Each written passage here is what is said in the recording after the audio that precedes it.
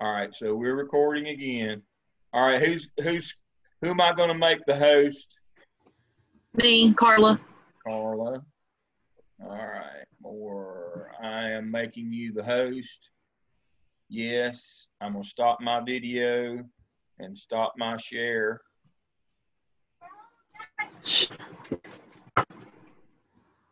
And you should get there we go. Excellent. All right, I can turn my video back on. All right. And I'm just going to apologize. We're in a camper and my family is just getting home, so hopefully it won't be too noisy. All right.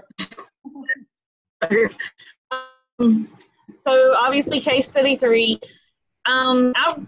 We decided to start with our, let me get rid of the pictures. I can't see the whole screen.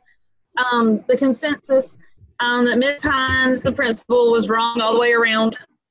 There were numerous areas where her judgment and the actions taken were inappropriate, illegal, and unethical. We also agreed that she did not follow the protocols for due process. She jumped in head first without taking time to consider her actions or the effect it would have on all the students in her building, especially Jimmy and Willie. So the first question, would you consider Mary Lou's comments a veiled threat or a veiled threat? We did. Giving the context of the complete conversation, we would assume that this would be considered a veiled threat. Right. It's kind of hard to. You're dead on there. All right. Now, if it's a veiled threat, that's a definition of bullying. Mm-hmm. There you go. Yeah. It is kind of hard without the full information of the conversation to determine whether she was, we wanted to hope that she was genuinely concerned for their safety and not trying to push her own agenda, but we didn't think so. Well, I mean, that's like saying, if you say, with all due respect, you can say the most outrageous things, or you can say and do the most outrageous things as long as you qualify it with, I'm not racist or I'm not a bigot. Well, no, that's not the way it works. Or following up with bless their heart. Yeah, exactly. Exactly. That's exactly right. Yeah, one of the things that we point out here, the difference between being an elected official and a professional administrator. Elected officials say and do the most outrageous things, but they're duly elected. If you are a hired administrator, your job is not to interpret the laws or to enforce the ones you like. You have to enforce them, period. Now, I saw one of the case studies that came in today talking about, well, it's the difference between public and private school. No, there's not. The laws are the same. You can't discriminate against people, and you can't selectively enforce the law. We're talking about federal and state law here. You can't, even in private schools, you don't get to choose what you want to enforce or not. But for some reason, folks think that they get to argue, if I don't agree with this, I don't have to do it.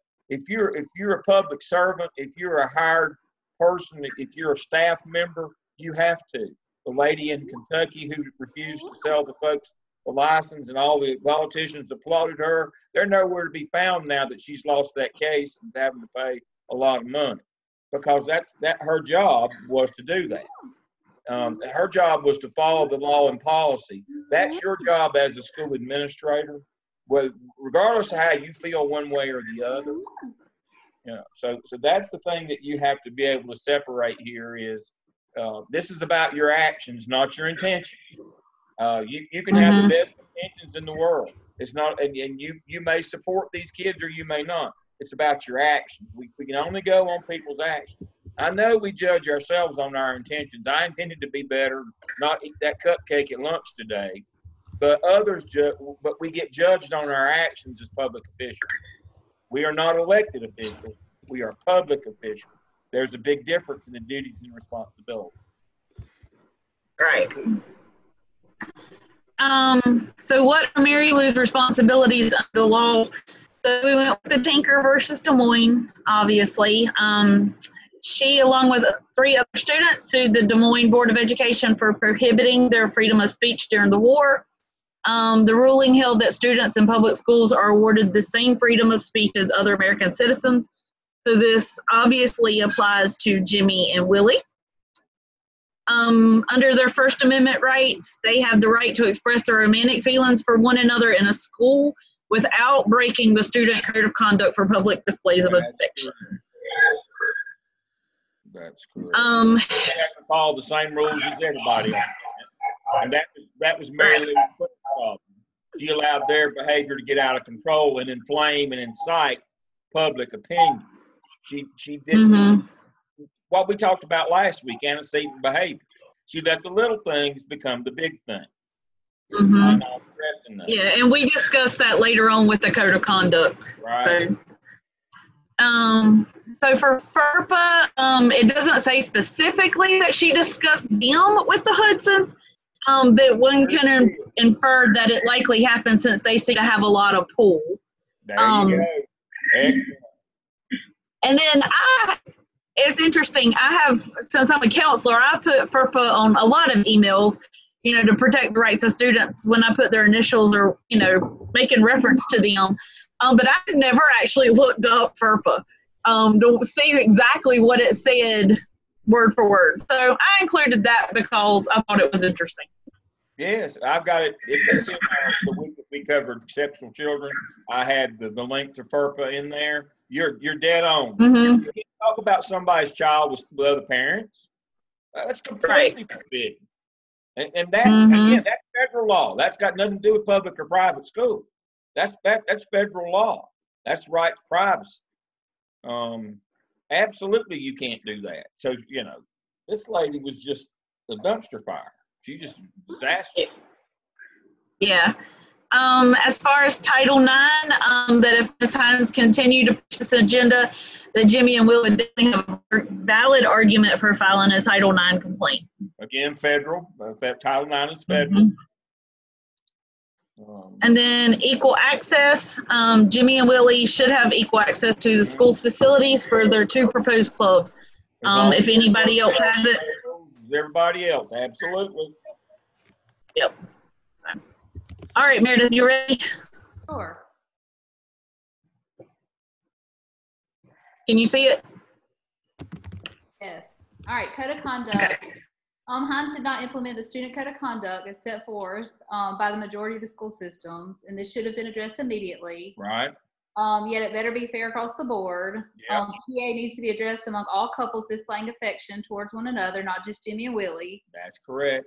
And then the example was the Pender County Schools, the prohibited behavior. So it says engaging in behavior that is immoral, lewd, disreputable, or an overly romantic, affectionate, or sexual nature in the school setting, which may include, but is not limited to, hand-holding, hugging, kissing, fondling, exposing private body parts, and engaging in consensual sexual activities. Well, see, Jimmy and Willie did half of those that we know about, that we saw. Why didn't we do something about Jimmy and Willie? I've told you the story about the high school male student that I had that wore a dress. I made him go home and change, not because he was wearing a dress, but because the girls were complaining that he was wearing one shorter and I let them wear. Everybody had to wear the dress the same length, or and so they were right. They called me out and they were right. I hadn't seen him that day, but they come running down and said he's got on a dress. You wouldn't know this guy wasn't that short. You're exactly right. And so it's got to be the same for everybody. Again, that's excellent.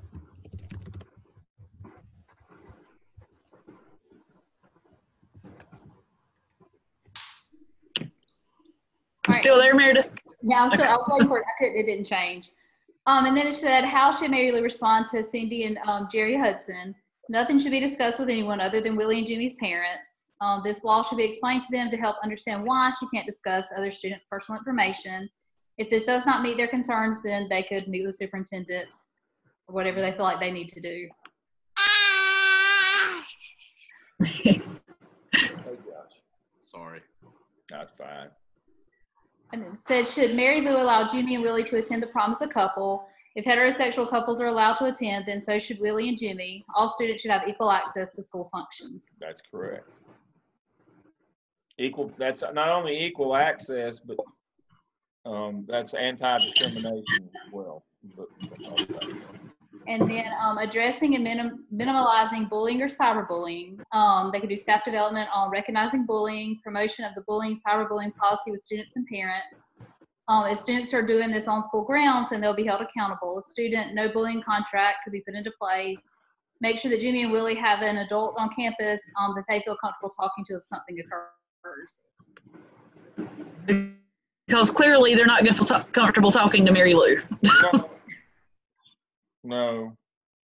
I mean, Mary Lou basically enacted heckler's veto. I'm sure y'all covered that somewhere. You did do the reading in our book on heckler's veto, where basically that's blaming the victim. You say to people, you know, this could cause other people to misbehave, so we're going to punish you so they won't misbehave. No, you punish the people who misbehave. So, you know, that's part of this as well, and a big part of this as well. Now, I'm not saying that it's a good idea to walk down a street in a bad part of town at night, but we blamed the victim too long, or we're not going to let you come to prom because people might hurt you. Well, that's enacting heckler's veto. If you didn't read that, you need to go back to our chapter for this week and reread heckler's veto. That's the standard that we're holding them to here as well. Josh, do you want to do this last part? Yeah, I'll go ahead. For justice, we hit on the item of fairness, equity, and justice, that all students should be held to the same standard when dealing with the PDA.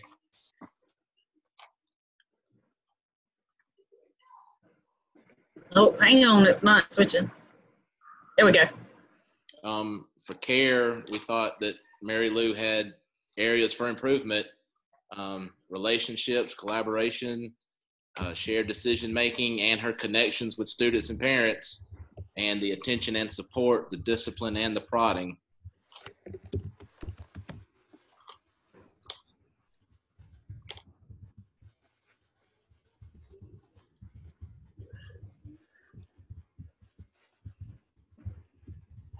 Did it switch? No, it just did. For critique, Okay. we said corrupted morals. She should not expect students to act a certain way because their choices do not match her personal beliefs. And we thought that it dealt with human rights as well.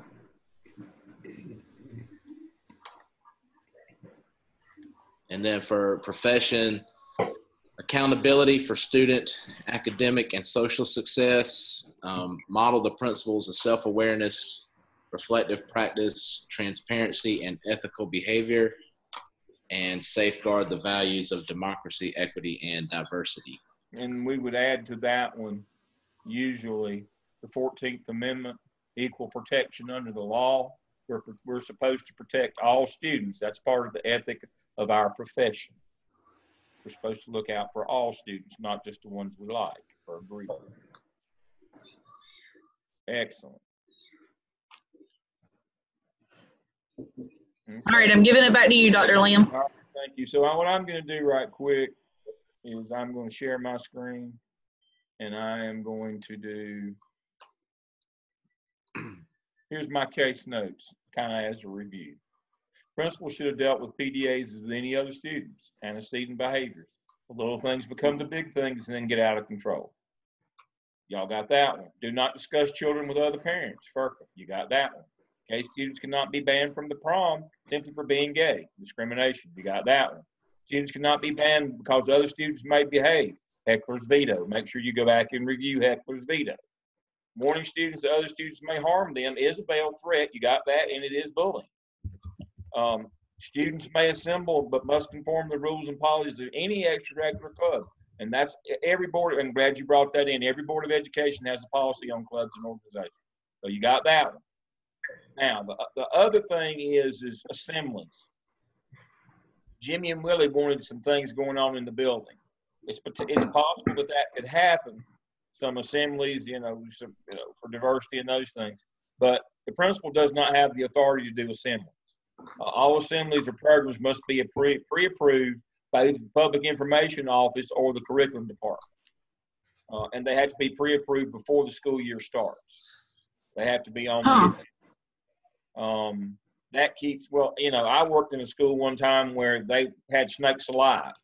You know, they had people in handling snakes in the school. I didn't see any educational value in that, but they had worked through that and got the district to approve it. I would have never approved that. But see, I worked in another district one time where the elementary supervisor booked this group in who did music and dressed up like Kiss kinda and did kids music. Their big hit was Stranger Danger. And it just scared the crap out of all of our kids. We took them down to the municipal auditorium, and it just scared all of our kids. And we thought, boy, did somebody not review this thing? If it had been a principal, they'd have been fired. And see, that's the thing to understand. You don't deal with the media. Everything the media goes through public information. And any program has to be vetted through the communication department if you're doing some kind of, or through the curriculum department. You can't just make your school your own personal pulpit to preach what you want to preach to students. It's supposed to be vetted by the district so it fits their mission and vision, and also by the content people to make sure that it's curriculum that's valued. See, I questioned the value of handling snakes. They said, oh, it's a science thing. I didn't see much science in it. I mean, I know that they were all well practiced from church, and so they all, you know, they thought it was a great thing, but I just didn't see the value in that as a learning device. But it had been approved, so that's what we did. And so, again, it's not up to you as an administrator. You know, we bussed all of our kids to the municipal auditorium for the Stranger Danger show, the band, and it turned out to be a disaster. But that was on the district. That was on him. That wasn't on us. And so I know some principals back in the old days used to book all kind of different shows and movies. I mean, we used to watch Disney movies at Christmas, you know, that kind of thing.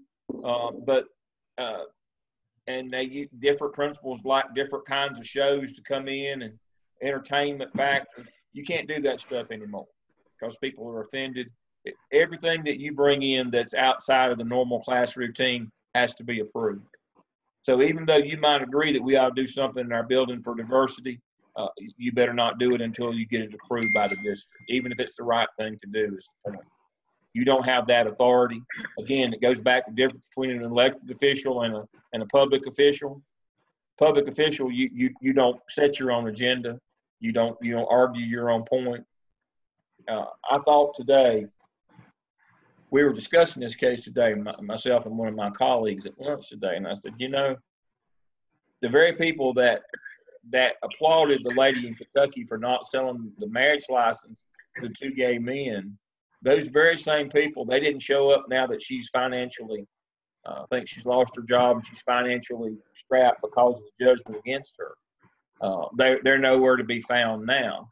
But those same people who were applauding her, what if those two fellows, once they were denied a marriage license, one said to the other, I'm as mad as I've ever been.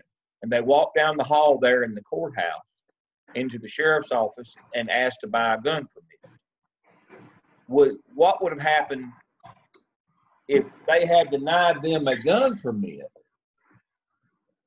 Would the same people that were happy that they were denied marriage license, I think they would have probably been on the other side of the issue. So the point is, don't get into the politics of it. You do what's legal because that's your job as a public employee. Don't get into the politics of it. Is the whole point. That was an excellent presentation. I'd say y'all did about as well as I've seen anybody do. I'm very pleased. Y'all are kind of catching up. All right. So who's going to be next? We're ready, Dr. Lamb. All right, Brandon, you ready to go? Yes, sir. I'll be the host. All right. Let me make you the man. There you are. Okay. Okay. Let me stop my share. And Brandon, I am going to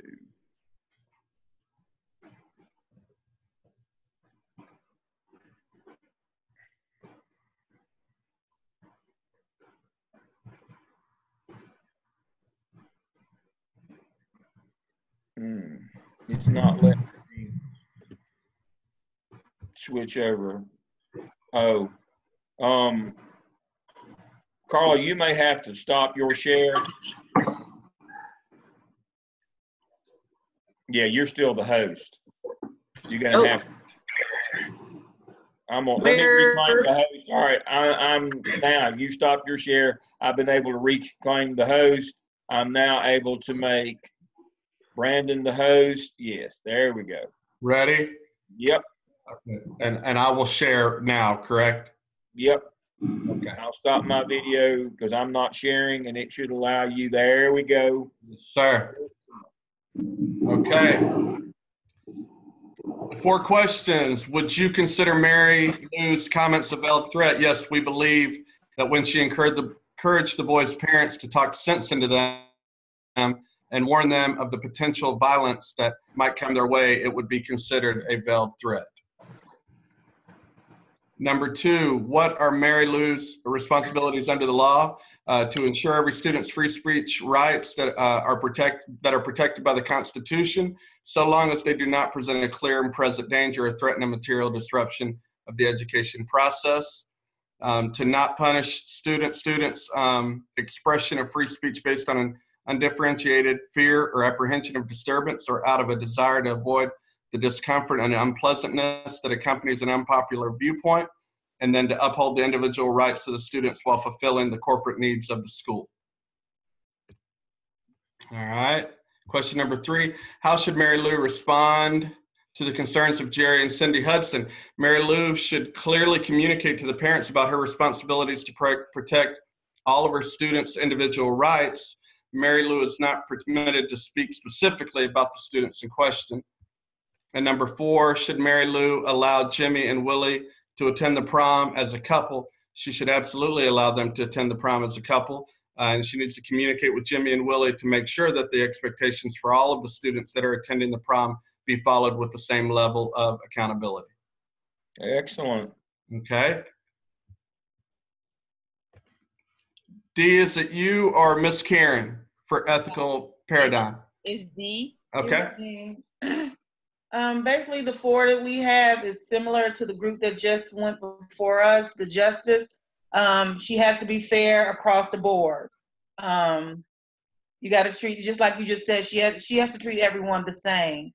The care, we said the attention and support, attention and support and discipline.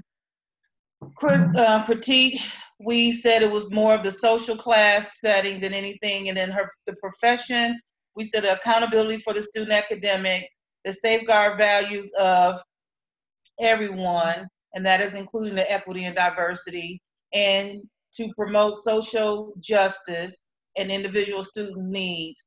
The best interest, she and the profession is always should be the best interest of the students.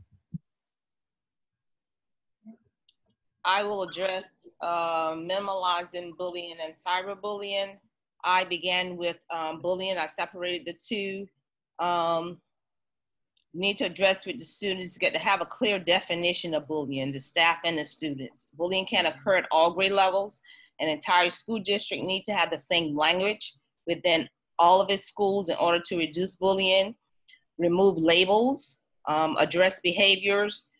When addressing students' behavior, be non-judgmental. Ensure that the person who is doing the bullying knows what behavior is wrong, why it is wrong, and what the consequences are for engaging in the behavior. Set clear and enforceable rules and expectations. Age-appropriate rules allow a student to know what behavior is expected. Reward positive behavior. Even though positive behavior should be expected, students enjoy being recognized and rewarded. Rewarding positive behavior also encourages and reinforces continued positive behaviors. Addressing bullying continue, have open communication. Communication is key to building rapport. School needs to have adequate reporting systems as well. Engage parents, that's important. Many people are involved in children's lives. They all have an impact. When these people work together, the biggest difference can be made in a child's life. Look for warning signs. When a child is being bullied, he can show many different signs that indicate that bullying is occurring. There are also signs that a child is bullying another. When bullying occurs, clear the scene. It is often easier to first remove the bystanders and then to deal with the bullying and the target. Monitor hotspots. This is where a lot of teachers get into hot water. There are certain places where bullying occurs the most, and these are often areas where adults are not present, areas like hallways, bathrooms, playgrounds, and buses. Know your state law and district policy. That's a must. All staff should be familiar with the state laws and regulations regarding bullying. They should also know what their school district policy is and whether it follows the state law. Addressing cyberbullying. Here are some 5 tips to protect yourself from cyberbullying, and this is normally expressed with the students. Reach out and let someone know what you are experiencing. There is always help. Block the person. You have the power not to be engaged. Report harassing comments, fake profiles, or inappropriate photos. Social media sites have ways of reporting harassing content. You have a right to feel safe in these spaces. Never share your password, private photos, or personal data, such as addresses, or phone numbers online not even with friends. Remember, if someone is bullying you, know that their actions are not about you. They may be suffering from low self-esteem, being bullied themselves, or acting out for attention. Here are 3 ways to they can stop it for the aggressor or the cyberbullier. We stress to our bullies, think before you hit send. Even if you think something may not be hurtful, pause for a moment to consider how the person on the other end may feel about receiving it. Put yourself in the other person's shoes. How would you feel if someone was commenting on your looks, your sexuality, or your lifestyle? The answer is probably not great. Log off. Spend some time offline and get involved with your school, community, or organizations that you care about joining. It is all about finding something positive to enjoy in your free time. And this is coming from Ditch to Labor. Good job, Karen. Excellent. Okay, Great. I've stopped the share. All righty. I'm going to reclaim the host. We have anything else, any other presentations this evening? All right, so let's quickly look at, we don't have class next week, specifically so that you can catch up on your OMA and skip. You should be, this will give you from now till 2 weeks from tonight till we meet again, before you have to, and we don't have a case study during that period of time either. And I planned it that way specifically so you could catch up if you need to on your OMA and your skip. I'm always available. You know that. I'll grade you work daily, and you can call or email me anytime you want. But you got 2 weeks. Try to knock your OMA and skip out and get them in. And then when we come back together in 2 weeks, we'll do our last class session on liability. And then the last case study will be on the 31st. And so that'll give you time to do it after our last class. So you've got some time to catch up that OMA and that skip. Make sure we get those knocked out. Again, you folks have either y'all, I know it's not great teaching on my part, but you're getting a lot better at seeing these cases. This case isn't any easier than the others.